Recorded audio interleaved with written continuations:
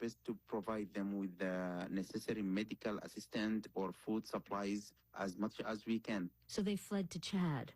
Yes. Kind of refugee camps there. Well, Yeah. and what are the other factors that might produce genocide? What else are the people suffering? Basically, suffering from malnutrition, from shortage of medicine, life-saving medicine, shortage of food. Well, we spoke recently to Yasser, a Sudanese-American refugee in the U.S. who'd fled decades ago. He told us UN involvement is now necessary. So, Faisal Ahmed, what do you think, and what do the people in Sudan think? Definitely, that is cannot be helpful for the Sudanese or the Sudan people, because Sudanese they are capable to solve their things without outside involvement. And basically, if they stood up together, I believe they can do that. The outside involvement, it's not going to solve the problem, but it will make it worth. In the meantime, there's a lot going on in the world right now. There's the war between Israel and Hamas in Gaza. There's the war between, the attack of Russia on Ukraine. And yet the situation in Sudan is so horrendous. What would you like people to know? I mean, it must be difficult to try to get attention. Yes, I would like the people to know that people in Sudan, they need help. We need support for the people of Sudan. People of Sudan, they do not deserve that war, and they deserve a lot of help now, because, like you said, and the reports of the humanitarian working agency in Sudan represent there's more than 8.8 million people who have been traveled or immigrant to outside, and there is a lot of displacement inside Sudan. So we need more support. We need more organization to help us to solve the situation in Sudan, and to give more attention to secure medications, to secure food supplements, and so on. So I guess if we have that support, Sudanese people can get better, and they can survive. Yeah. Faisal Ahmed, Deputy Director of the Sudanese American Physicians Association. We just wish you the best. Thank you for speaking with us. Thank you very much.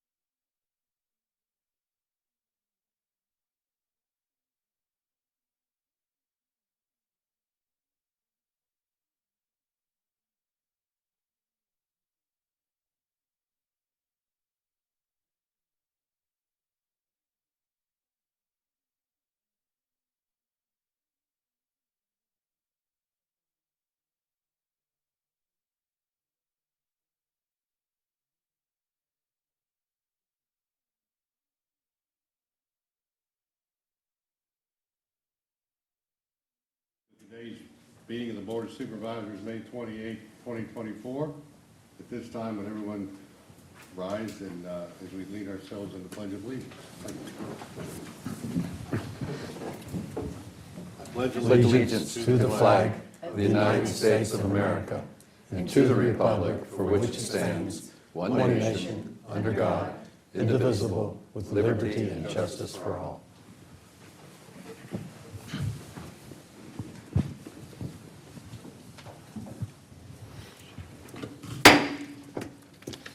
Good afternoon. Welcome to our meeting of May 28, 2024. Regular meetings are held on the second and fourth Tuesday at 3 p.m. Public hearings are held at 7 p.m. on the fourth Tuesday of each month. Deviations from this schedule will be announced. The meetings are broadcast live on RVTV 3, Channel 3, and will be rebroadcast on Thursday at 7 p.m. and on Sunday from 10 a.m. until 5 p.m.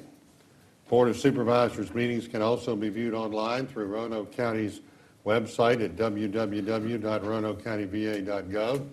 Individuals who require assistance or special arrangements to participate in or to attend Board of Supervisors meetings should contact the clerk of the board at 540-772-2005 at least 48 hours in advance. Please turn off all cell phones or place them on silent. Item A, opening ceremonies. Item 1, roll call. Will the clerk please call the roll? Mr. Radford?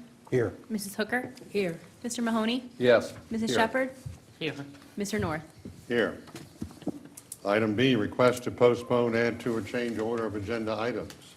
Are there any requests to postpone, add to, or change order of agenda items? No, sir. No. Mr. Kaywood. No changes, Mr. Chairman. Mr. Lubeck. No changes, sir. Item C, proclamations, resolutions, recognitions, and awards. Number 1, recognition of Caitlin Gills for the Virginia Public Library Directors Association Outstanding Website Award.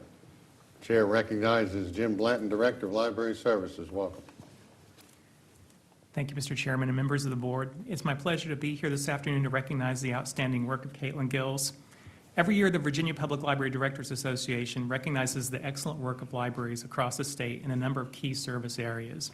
This year, the library received the Outstanding Website Award for our population category of 50,000 to 100,000 residents, which considers factors such as ease of search, the attractiveness of the site layout, how well the site supports a variety of devices, and the extent to which the site features dynamic content. From the library's website, visitors can search our catalog, view our programming calendar, register for events, book meeting rooms, and discover all the resources we have to offer. The content features attractive, eye-catching photos and graphics and is continually updated to ensure patrons receive the most up-to-date information about library services and programs. The success of our site can be attributed to Caitlin's fantastic efforts. She has a remarkable talent for creating compelling materials and content and is passionate about making sure the library is seen and heard throughout the community. While Caitlin currently serves as the administrative and marketing manager, she has been a part of the library for much longer. While growing up in Vinton, Caitlin went to many library programs and began volunteering as soon as she could. When a dedicated teen department was established in the library, she helped to start the first teen advisory board at Vinton Library in the early 2000s, along with her sister and best friend. After high school, Caitlin attended Longwood University and earned a Bachelor of Arts in History and Anthropology. Upon graduating, she went to work for the Virginia State Parks, but she and her husband knew that they wanted to return to Roanoke to be closer to family and our beautiful mountains. So they moved back to Vinton, where they now live with their 2 sons, Coulter and Connor, a cat, and 4 chickens. Upon returning home, Caitlin wanted to reconnect with the library, and she began her career with RCPL in 2014 as a part-time library assistant in the teen department. Shortly thereafter, in 2015, she took on the role of administrative and marketing manager, coordinating all marketing efforts for the library system. In addition to managing the library's website, she oversees the library's social media pages, creates a variety of promotional materials, including calendars, brochures, posters, and presentations. She manages the library's RVL mobile app. She leads the PR committee for the Roanoke Valley Libraries Consortium. She leads our staff engagement committee, coordinates public relations efforts with the Public Information Office and other Roanoke County departments. She also records a monthly library podcast called Out of the Office and At the Library, which is relatively new. And she continuously looks for innovative ways to advertise library services. And I also have to note that she frequently assists us with upgrading library spaces with her keen decorative eye, which has come in really handy since we had a lot of renovation projects in the recent past. So we really appreciate that Caitlin brings to the table. The importance of Caitlin's role can't be overstated. She's a prime mover in making sure the community is aware of the wide variety of resources and services available to them through the library. She's also an exemplary role model for service through the passion and positivity she displays in her work, and we are fortunate to have her as an integral part of our team. And we appreciate this opportunity to recognize her outstanding service. Thank you. Thank you. Any of my fellow board members wish to comment? Mr. Radford. Yeah, Caitlin, being an entrepreneur is very important to keep that social media and that website up to date, current. I mean, it goes stale in 12 months, so you're always having to update it. Thank you so much for, having a presence mind to do that. And it's special recognition, and we're glad that we have you on our team. Thank you, Mr. Radford. Ms. Hooker. So I'll follow up to that, just saying the things that I love that I heard were that the dynamic aspects that you bring to the job, your positivity, and we're just so appreciative of all your good work. So thank you so much. We are so pleased to have you. Thank you, Mrs. Zucker. Ms. Mahoney. Caitlin, congratulations. This is I think, a wonderful recognition and award that you've achieved. I'm old school. When I was in high school, we had to memorize the Dewey Decimal System. So I don't necessarily use social media to get around, but I know my granddaughters and grandchildren do. So thank you. Thank you for everything you do for Roanoke County and helping to keep our citizens informed. Thank you. Thank you, Mr. Mahoney. Caitlin, I don't know how you do everything that he just mentioned. However, I am hoping that we find you somewhere in the Vinton Library, maybe. But congratulations and thank you. We are very lucky to have you. Thank you, Ms. Shepherd. And I'll just add to their comments, quite an honor to be recognized, especially by your boss, but also many of your peers too. Appreciate the job you do. And I guess in one word, I can observe from listening to what Jim had to say today, that you're proactive. And because of that, you stand out amongst many, and especially your peers, but you do stand out among those that follow the library because you're changing things all the time. And so we appreciate that on the Board of Supervisors, because that's what we like to see, is proactive behavior as demonstrated by our small but most effective economic development team. And the lady over to my right there, I won't embarrass her, but that's her. Megan has done a great job, and you're following that same lead in being proactive. Would you like to add some comments to all of our comments? Thank you, Mr. Chairman and Board. It's truly an honor to be here, and I appreciate all the help that I've had from other county departments and the library staff. The website is definitely my baby, so I'm so excited about this award. So I appreciate you taking the time to have me here. Thank you very much. And would you like to get a picture in front of the board? Thank you.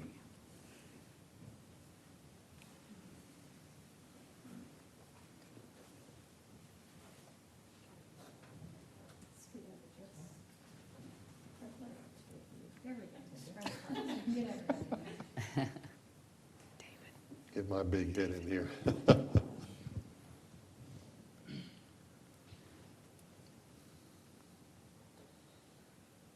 1, 2, 3.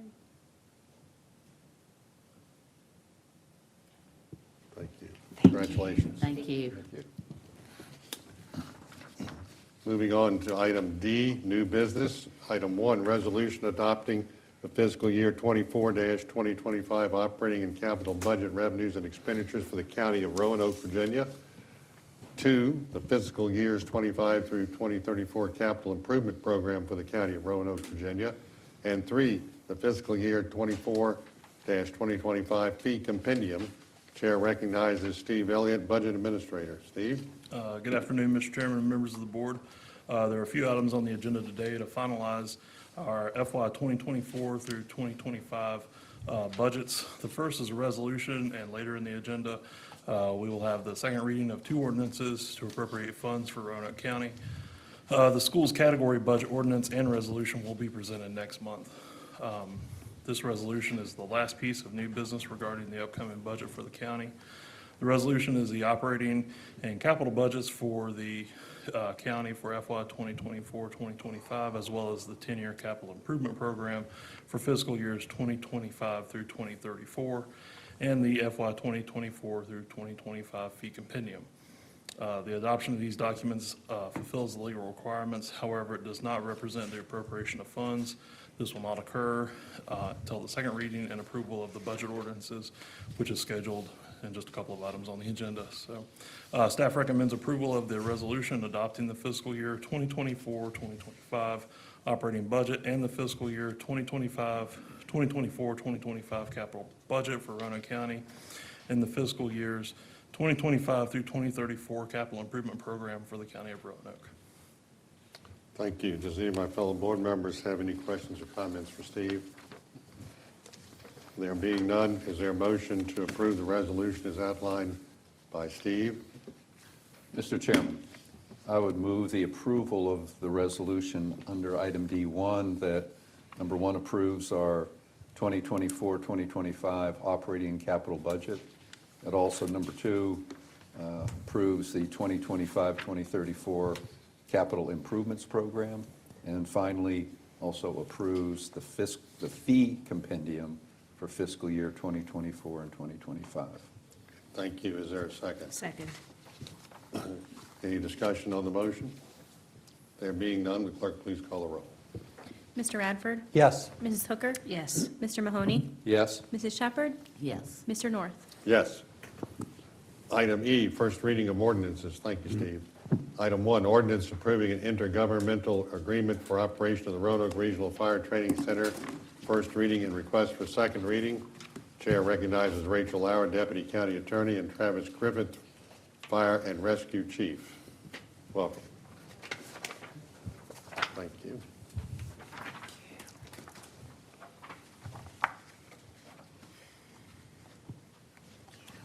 You're not going to read all this, are you? I'm not. Good afternoon.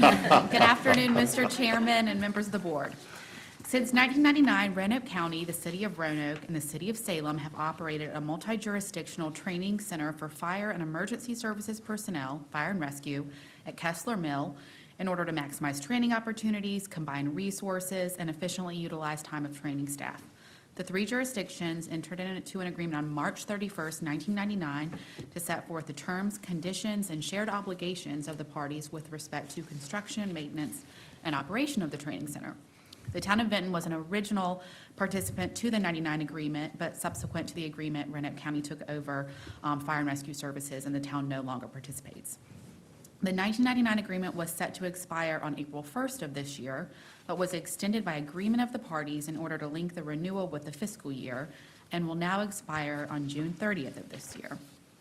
Roanoke County has taken the lead on drafting a new agreement and has shared a draft with Roanoke City and the city of Salem. At the time I submitted the board report, we did not expect further changes to the draft that was included in the board report. However, shortly after submitting, I received a small requested change to Section 5-3 by Roanoke City. I recommend approval with that change to Section 5-3, and also with a minor name change of the individuals that are to receive notice under the agreement for the localities. I have shared with you copies of the agreement and what I expect to be its final form. The proposed agreement, the one in front of you, outlines an effective date of July 1 with an initial term of 3 years and an option to extend for an additional 2 years. Roanoke County's continued ownership of the land at Kessler Mill and the improvements thereon, which house the training center. A cost-sharing allocation for operating costs for the training center to include as follows: Roanoke County, a 48% cost allocation, Roanoke City, 44%, and the city of Salem, 8%. The total annual operating cost of the center to be $120,000, to be shared by the participating localities pursuant to that cost-sharing allocation, which means Roanoke County's annual allocation would be $57,600. Roanoke County's obligation to serve as the fiscal agent for the training center. The agreement also outlines Roanoke County's obligation to maintain general liability insurance on the training center property, which again is ours, other general budget and fiscal matters, membership and rules of the training center, which is, the training center committee, which is made up of the chiefs of each participating locality and their designees. And then also provisions for the withdrawal of a party. For example, upon withdrawal, Roanoke County will retain ownership of the real estate and improvements at Kessler Mill. The withdrawing party would waive any right to items purchased with regional funds, for example, the desks and chairs that are at the training center. But the withdrawing party can retain ownership of items bought by that locality. For example, equipment that they have just housed there, air packs, and the like.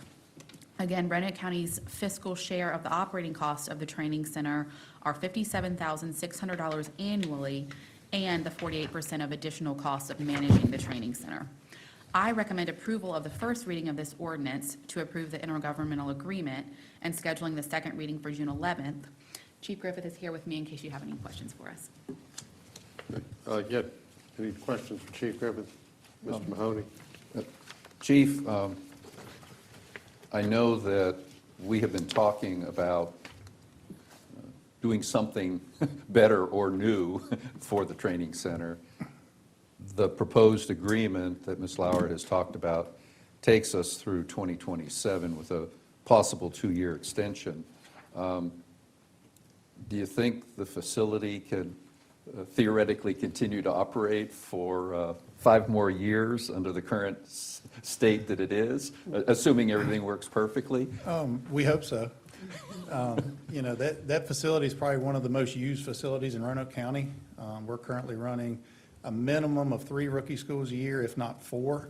When this agreement started, we ran 1 a year. Roanoke County, we do a volunteer fire academy every year now. We do a volunteer EMT academy. That's on top of City of Salem, Roanoke City, and Roanoke County using the grounds to provide everyday recumbent training for all of our personnel. So we're getting our money's worth. We'll say that. Do you think we can last 5 years? I hope so. Thank you. Anyone else? Yeah, so back to the section 5.3 that was altered.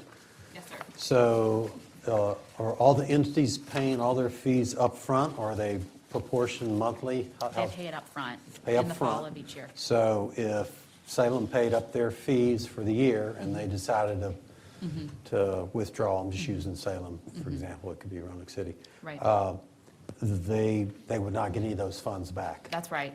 And the way the agreement is structured is such that any entity, if they are to withdraw, would have to give a 12-month notice to the other participating localities so that those other participating localities could enter into a separate agreement at that point. Okay. And could be prepared for that fiscal impact. Okay, all right. So I like the fact, you know, no adjustment or credit of any type with the funds, so very That's good. right. We kept that in there. That's right. Thank you. Yes, sir. Question. I got a question about 5-3. What drove this change? I'm sorry? What drove the change in 5-3?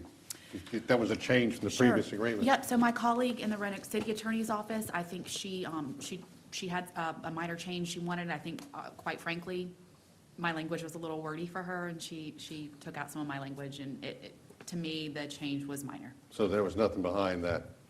No other than just the verbiage? We don't expect anything, as of right now, no, that would drive that. That's right. Thank you. Yes, sir. All right, with that said, is there a motion to approve the first reading of the ordinance and to schedule a second reading for June 11, 2024? So move. Is there a second? Second. Is there any discussion on the motion? Will the clerk please call the roll? Mr. Radford? Yes. Mrs. Hooker? Yes. Mr. Mahoney? Yes. Mrs. Shepherd? Yes. Mr. North? Yes. Thank you all both. Appreciate it. Item F, second reading of ordinances. Ordinances to appropriate funds for A, fiscal year 24-25 operations budget and approval of the classification and pay plan for fiscal year 2024-2025 for the County of Roanoke, Virginia. Chair recognizes Steve Elliott. Thank you again, sir. This is to conduct the second reading of the 2 ordinances to appropriate funds for the fiscal year 2024-2025 County of Roanoke operating and capital budgets and approve the County of Roanoke classification and pay plan for fiscal year 2024-25. There have been no changes since the first reading. Staff recommends approval of the two fiscal year 2024-2025 budget appropriation ordinances, and also recommends approval of the attached classification and pay plan for fiscal year 2024-2025. Thank you, Steve. Is there a motion to approve the proposed ordinance Motion to approve. for the fiscal year 24-25 operations budget and approval of the classification and pay plan for fiscal year 24-25? Yes, sir. Is there a second? Second. Any discussion on the motion? Clerk, please call the roll. Mr. Radford, Yes. Mrs. Hooker, Yes. Mr. Mahoney, Yes. Mrs. Shepherd, Yes. Mr. North. Yes. Item B, fiscal year 24-25 capital budget for the county of Roanoke, Virginia. Steve Elliott. Again, sir, there have been no changes to this ordinance since the first reading, so staff recommend adoption of the capital ordinance. Is there a motion? Mr. Chairman, I would move that we approve the fiscal year 2024-2025 capital budget for Roanoke County. Okay, is there a second? Second. Any discussion on the motion? Clerk, please call the roll. Mr. Radford, Yes. Mrs. Hooker, Yes. Mr. Mahoney, Yes. Mrs. Shepherd, Yes. Mr. North. Yes. We Thank just you, spent Steve. $352 million. No big deal. Scary.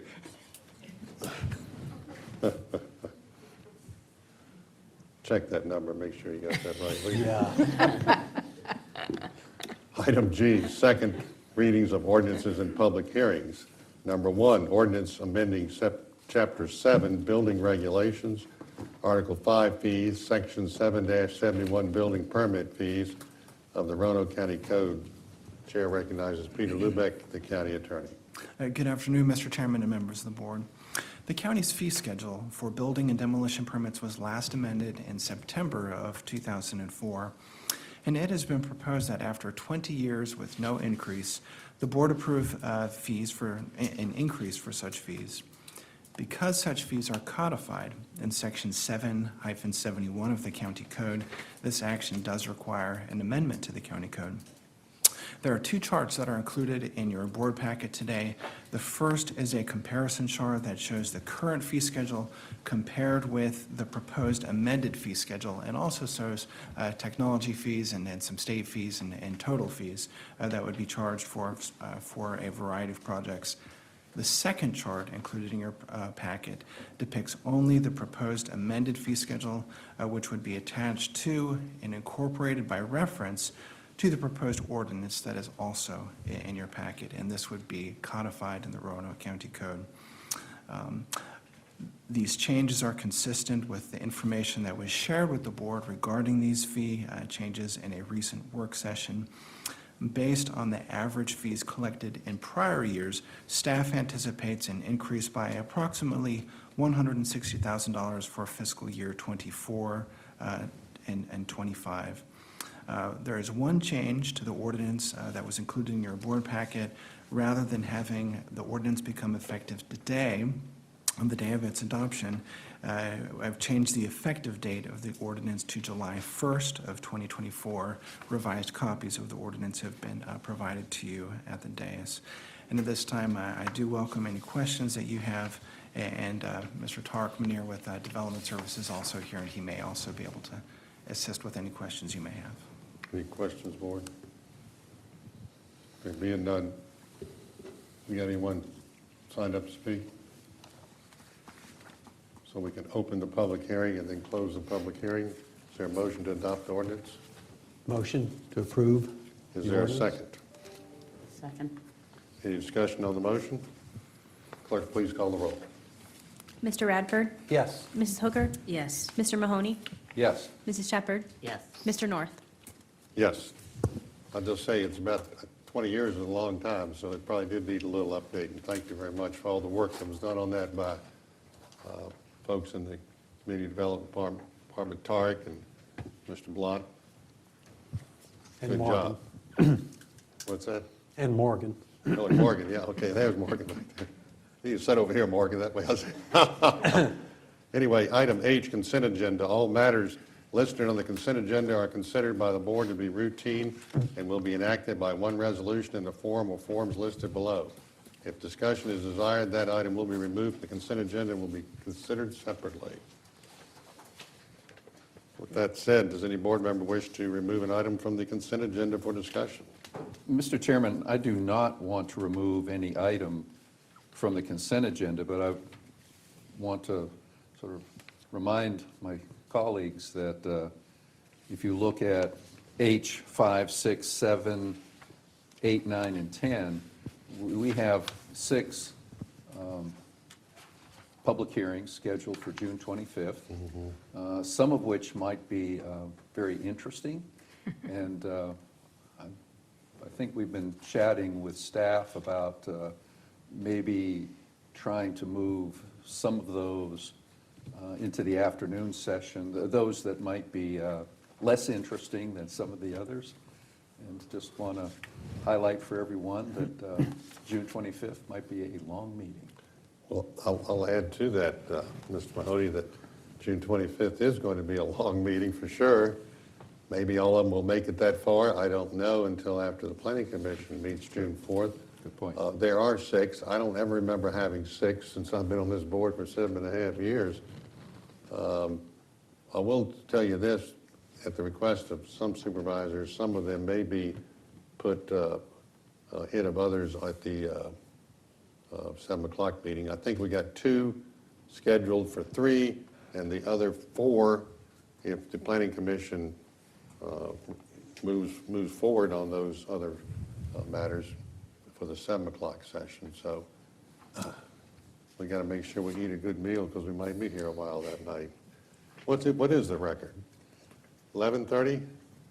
I can recall the board. The board used to have a policy rule that said no meeting went past, I think it was 11 o'clock. I think that's right. And then they would have a motion to stop the clock, even though they went to midnight. But that's ancient history. That was back in the 1980s. That's not so ancient because there is a clock with no hands. It's true. Hanging in the county administrator's office it was. I don't know if it's still there or not. What was the message behind that? The county there are no hands in the county's clock or whatever? Right. Mr. Chairman, I would move the approval of the consent agenda. Thank you. I will Is there a second. second? Any discussion on the motion? Clerk, please call the roll. Mr. Radford, Yes. Mrs. Hooker, Yes. Mr. Mahoney, Yes. Mrs. Shepherd, Yes. Mr. North. Yes. Item I, citizens' comments and communications. Any citizens signed up to address the board? Okay. With that said, we'll move on to item J, reports. Is there a motion to receive and file the reports that have been included with the agenda under item J? So move. I'll second that. Any discussion on the motion? There being none, clerk, please call the roll. Mr. Radford, Yes. Mrs. Hooker, Yes. Mr. Mahoney, Yes. Mrs. Shepherd, Yes. Mr. North. Yes. Item K, work session, number 1, Virginia 250 update. Madeline L. Hadlin, Assistant to the County Administrator, Kelly Brammer, Assistant Director of Tourism, and Kaylin Spickler, Executive Assistant. Momentarily, the board will recess to the 3rd floor for the work sessions. However, before doing so, I would like to move the board to go into closed session upon the completion of the work sessions. Item L, closed session pursuant to the Code of Virginia as follows.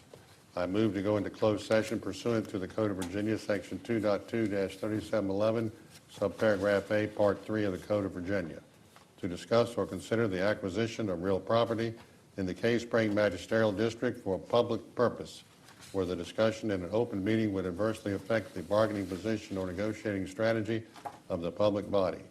The subject property is located in the Cave Spring Magisterial District. And Section 2.2-3711, subparagraph A, Part 5 of the Code of Virginia for discussion concerning a prospective business or industry or the expansion of an existing business or industry where no previous announcement has been made of the business or industry's interest in locating or expanding the facilities in the communities. Specifically, the board will discuss potential business location or expansion in the Cave Spring and Catawba Magisterial Districts. Is there a second? Second. Will the clerk please call the roll? Mr. Radford, Yes. Mrs. Hooker, Yes. Mr. Mahoney, Yes. Mrs. Shepherd, Yes. Mr. North. Yes. The board will now recess to the 3rd floor for the work session. Following the work session, the board will enter into closed session. The board will now recess to the 3rd floor for the work session. Thank you.